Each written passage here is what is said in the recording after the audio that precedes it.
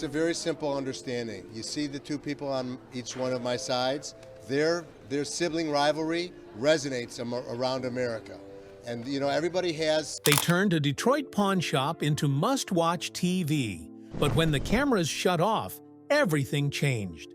Some of their real-life stories are far different than what viewers expected. Where did the hardcore pawn cast really end up?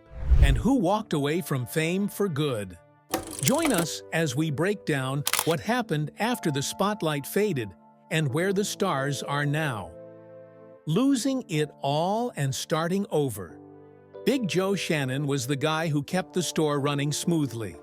As head of security at American Jewelry and Loan, he handled crowds and kept things running smoothly. Les Gold trusted him completely because Joe ran the shop as if it were his own. That trust ended in 2012. Hidden cameras caught him taking merchandise for personal use. At first, it was small stuff, but it became more frequent and impossible to ignore. When the producers saw the evidence, they had no choice but to call the police. Les was shocked. "This is my loyal head of security that I trust," he said, voice breaking.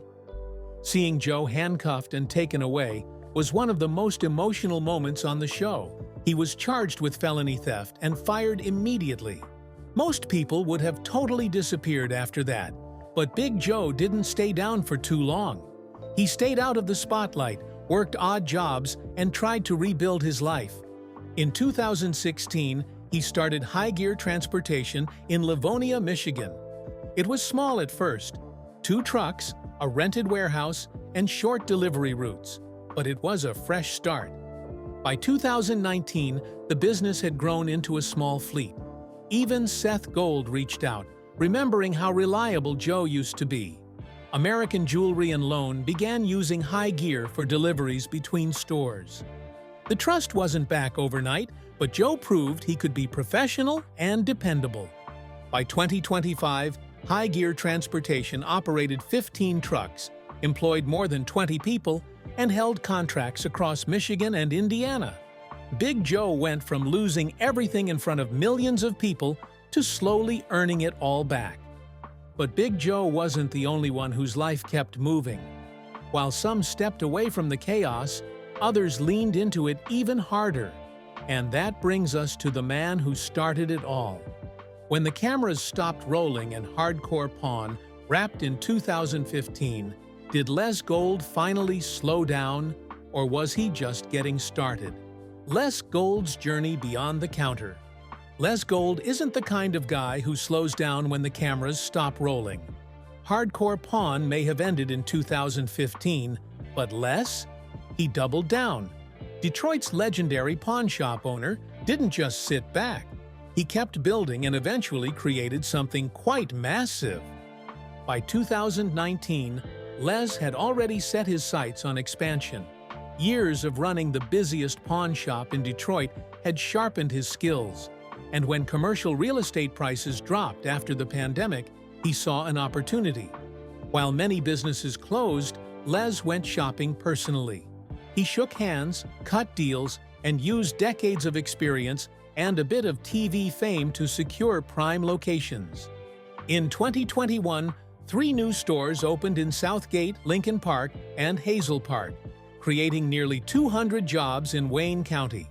Each store carried the same energy as the Detroit flagship. By 2025, American Jewelry and Loan had grown from a local landmark into a Michigan-wide brand. But Les isn't just about pawning and profit. In 2016, he appeared on Chopped, surprising fans who knew him as the loud guy behind the counter.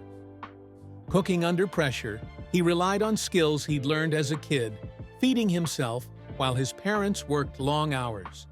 He didn't win, but his quick thinking impressed the judges, showing a softer, clever side to the 8-Mile veteran.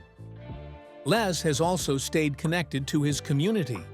In 2022, he hosted Hardcore Thaw, a charity auction for Detroit's Heat and Warmth Fund. 25 celebrity-donated items raised $40,000 in 3 hours, and when the total fell short, Les quietly added $5,000 himself. Even rumors of losing $500,000 in a scam back in 2018 couldn't shake him. He tightened operations, recovered, and kept the business thriving. Today, Les is semi-retired but still very hands-on. He mentors managers, checks in on his stores, funds community programs, and keeps the family business moving forward. The shouting and chaos might be gone, but the drive is still there. And through it all, one constant stands beside him: his son, ready to carry the family legacy and take American Jewelry and Loan into the future. Seth took over behind the scenes, modernizing operations and turning the pawn shop into a digital powerhouse. How did he manage such a transformation while staying out of the spotlight? Seth's digital pawn shop revolution. Seth Gold was the brains behind Pawn Stars, but when the show ended, Seth totally disappeared into the background, working on the next big thing. He understood a reality most stars never do. Attention fades fast, but systems endure. Taking the reins of daily operations at American Jewelry and Loan, he started modernizing everything his father had built on instinct and hustle. The first big change came in 2016. Seth introduced digital appraisal tools and an online negotiation platform, the first of its kind in Detroit. Customers could send photos, get valuations, and even strike deals without stepping inside the store. It wasn't flashy, but it kept the business alive during tough economic times and brought in a younger wave of customers who remembered the Golds from TV. When the pandemic hit, many Detroit pawn shops closed their doors. Not the Golds. Seth shifted to appointment-only services, curbside cash loans, and fully streamlined digital transactions. While competitors struggled, the Golds were hiring and expanding. By 2021, Seth and Les had teamed up on their largest expansion yet: 3 new stores in Southgate, Lincoln Park, and Hazel Park. Les handled real estate and negotiations. Seth ran logistics, hiring, and technology. Each branch turned profitable within a year, employing over 180 people combined. It was hailed as a comeback story born from chaos. Seth's ambitions didn't stop at the counter. In 2018, Crane's Detroit business named him one of the city's 40 under 40, recognizing his role in transforming a family pawn shop into a data-driven operation. That same year, he joined the National Pawnbrokers Association Board, becoming a voice for modernizing the industry nationwide. By 2023, Seth launched Gold Standard Consulting, helping small pawn shops digitize and automate their businesses. What began quietly quickly grew into a 3-state network. To the public, he was still Les's son. In the industry, he had become a teacher, strategist, and mentor. Even his personal brand evolved. On social media, Seth shifted from flashy cars and reality clips to sharing practical advice: how pawn loans work, how to start a business with collateral, and how to manage risk. Now 44, Seth remains Vice President of American Jewelry and Loan, but the title doesn't define him. He's the strategist who took an old-school pawn shop into the digital age, earning recognition on shows like The Deal Room and Business Unboxed, for proving that even traditional trades can thrive in a modern economy. Meanwhile, another longtime cast member followed a very different path. What happened after the spotlight faded, and how did they reinvent themselves beyond the pawn counter? Rich Pyle's independent reinvention. Rich Pyle was a core part of American Jewelry and Loan long before hardcore pawn. He started as a teenager and spent over 25 years learning the business and building customer relationships. By the time the show aired, his spiked hair, goatee, and calm confidence made him a recognizable presence. Trouble came in 2012. An internal audit revealed that Rich had used company funds for personal expenses and inflated reimbursements. During filming, Les Gold confronted him. Rich argued loyalty, claiming he cared for the store more than your own kids. but Les immediately fired him. 25 years of work and trust ended in minutes. A follow-up meeting with Seth Gold didn't change the decision. Rich left Detroit, his job, and the show for good. Afterward, Rich tried his own gold trading business in Los Angeles. It didn't reach the scale of his pawn shop work, but it was a start. In 2013, he returned to TV with Meltdown on National Geographic, a show about teams searching scrap yards for metals. Later, in 2018, he hosted Whole Nation, covering the American Cornhole Organization. His wife, Tracy, worked behind the scenes, and he brought the same energy to competitions as he once did to the pawn shop floor. Music remained a constant. A lifelong drummer, Rich performed with Detroit rock band Sponge and opened RPM Studios, giving local musicians space to rehearse and record. During the pandemic, he live-streamed performances, shared tutorials, and co-produced a podcast under the counter, blending pawn shop stories with music lessons. Today, Rich splits his time between Detroit and Los Angeles. He occasionally performs, mentors young artists, and hosts regional cornhole events. While Rich no longer appears on TV, another member of the Gold family also looked beyond the pawn counter, quietly planning her own path to building a name for herself. Has she been able to achieve that so far? Ashley Gold's journey beyond the pawn shop.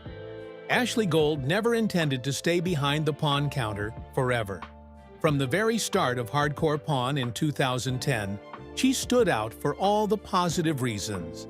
But while the cameras captured the family drama, Ashley was already thinking ahead, ready to build her own brand. After quietly leaving American Jewelry and Loan, she turned her attention to fashion. With a business administration degree from Michigan State and years of retail experience, she launched ashleygold.com. Starting from home, she curated collections of gold-plated chains, charm bracelets, and sleek rings, combining style with accessibility. Her timing was perfect, e-commerce was booming, and her brand quickly gained attention. Within a year, outlets like Good Morning America, Fox Business, and the Huffington Post featured her pieces. By 2017, her business was thriving. Ashley expanded through pop-up boutiques, trade shows, and local collaborations. Her jewelry reflected her personality, modern, bold, and authentic. That same year, she launched Pawn Chick Radio, a podcast that connects her worlds of pawnbroking and entrepreneurship, sharing interviews with business owners and influencers who have built her a loyal following. She also reunited briefly with her father and brother for a Detroit charity event, bridging her past with her present. When the pandemic hit in 2020, Ashley adapted quickly. She moved fully online, hosting live stream shopping events on Instagram and Facebook, showing pieces directly to customers and offering styling advice. While many small businesses struggled, ashleygold.com grew stronger, shipping thousands of orders nationwide and supporting local artisans. Recognition followed. In 2021, D-Business magazine named her one of Michigan's most influential female entrepreneurs. By 2023, she had expanded into handbags and lifestyle accessories, offering high-quality products at accessible prices. A year later, she opened a private showroom in Metro Detroit. The woman who once navigated the family pawn shop now commanded her own business empire. Off-camera, Ashley balances entrepreneurship with family life, living in suburban Michigan with her husband, Jordan Broad, and their 2 children. She rarely discusses Hardcore Pawn, focusing instead on her brand, her podcast, and her family. On social media, she shares business tips, fashion videos, and glimpses of daily life, showing that her success is both personal and professional. Meanwhile, one cast member's story unfolded in a completely different direction: the rookie's transformation. Bobby Joniak never set out to be on television. He simply needed a job and found himself at American Jewelry and Loan, during the first season of Hardcore Pawn. Tasked with folding shirts and organizing merchandise, he stepped into a store already buzzing with cameras, lights, and the Gold family rehearsing for the show. That first day, Bobby had unknowingly walked onto a reality set, and his life was about to change. At first, Bobby blended into the background, helping customers and quietly reacting to the chaos around him. But there was something about his energy that caught attention. By the second season, he was no longer just part of the scenery. The producers noticed, and when Rich Pyle left the show amid controversy, Bobby was offered a chance to step up. He accepted without hesitation, and suddenly he was part of the story, a face fans recognized and related to. Reality, however, was never simple.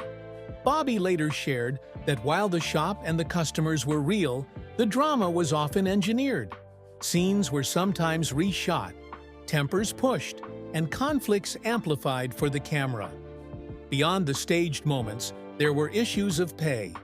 The Gold family earned substantial salaries and endorsements, but supporting cast members worked long hours for modest wages. Producers repeatedly framed it as a once-in-a-lifetime opportunity, with exposure as the main reward while the network profited heavily. By 2017, Bobby had turned those challenges into opportunities. He partnered with Bars Products, a national automotive brand, as a spokesperson, earning more than double his pawn shop salary. Over the next 2 years, he appeared in dozens of commercials, represented the company at trade shows, and helped rebrand the business nationwide. From folding shirts in Detroit to representing a brand across thousands of stores, Bobby had firmly stepped into a new role. In 2021, he took another bold, controversial step, launching an OnlyFans account for adult content. The move shocked many fans, but Bobby framed it as a practical business decision. Voiceover work and other gigs weren't paying the bills, and OnlyFans gave him control and a steady income. Legal challenges followed. In 2023, Warner Bros. Discovery sent a cease and desist letter accusing him of using hardcore pawn clips, logos, and promotional materials without permission. His YouTube series, which analyzed episodes and shared behind-the-scenes stories, had drawn hundreds of thousands of views. By November, Bobby had removed all references to the show. Today, Bobby focuses entirely on independent media, voiceover projects, and entrepreneurial ventures under his own name. But not every journey stayed in the spotlight. What led this family member to step away from the cameras and carve out a life beyond the pawn shop? The hardcore pawn family member who chose to walk away. Karen "Big Karen" Mitchell was never just another face behind the counter on Hardcore Pawn. She was family. As Les Gold's niece and the cousin of Ashley and Seth Gold, Karen stepped into American Jewelry and Loan, already tied to the business by blood, history, and expectation. When she appeared on the show in its later seasons, viewers quickly realized she wasn't there to blend into the background. Karen joined Hardcore Pawn during seasons 8 and 9, a period when the show was already well established and tensions inside the shop were nothing new. Les brought her in as co-manager of the jewelry department, a role that came with responsibility and authority. It also placed her directly in the middle of an already complicated family dynamic. Running a pawn shop is stressful on its own. Doing it on camera while working with relatives only amplified the pressure. On screen, Karen came across as assertive, confident, and business-focused. She wasn't afraid to speak up, challenge ideas, or push for changes that she believed would improve sales. One of her more memorable moments involved proposing new business ideas, including branded merchandise, showing that she was thinking beyond day-to-day transactions and toward long-term growth. These moments made it clear that Karen wasn't just riding the family name, she wanted to leave her own mark. At the same time, her presence stoked existing tensions, particularly with Ashley Broad. Viewers could see subtle power struggles over roles, authority, and influence within the store. Unlike random customer conflicts that came and went, these moments felt personal. They reflected what happens when family, business, and reality TV collide. While nothing ever boiled over into a major public feud, the friction was noticeable enough that fans speculated about what was really happening behind the scenes. Eventually, Karen stepped away from Hardcore Pawn and American Jewelry and Loan altogether. There was no dramatic firing, no public argument, and no scandal tied to her exit. Instead, her departure appeared to be a personal decision. Working in a high-pressure pawn shop is demanding. Add constant filming, public scrutiny, and family expectations, and it's easy to understand why someone might want a different path. Unlike several other cast members, Karen didn't chase fame after leaving the show. She didn't launch a podcast, build a social media brand, or give interviews explaining her side of the story. Instead, she chose privacy. Public information about her life after Hardcore Pawn is limited, suggesting that she intentionally stepped away from the spotlight rather than being pushed out of it. There's also no indication that Karen continued working in the pawn industry or pursued another public-facing career. For someone who experienced firsthand how intense reality television can be, that quiet exit may have been the point. While fans remember her as Big Karen from Hardcore Pawn, today she remains largely out of view, living life on her own terms, away from cameras, counters, and family drama played out for millions to see. Which former cast member's post-show journey surprised you the most? How do you think the Gold family managed to keep American Jewelry and Loan thriving after the cameras stopped rolling? Remember to like, share, and subscribe for more.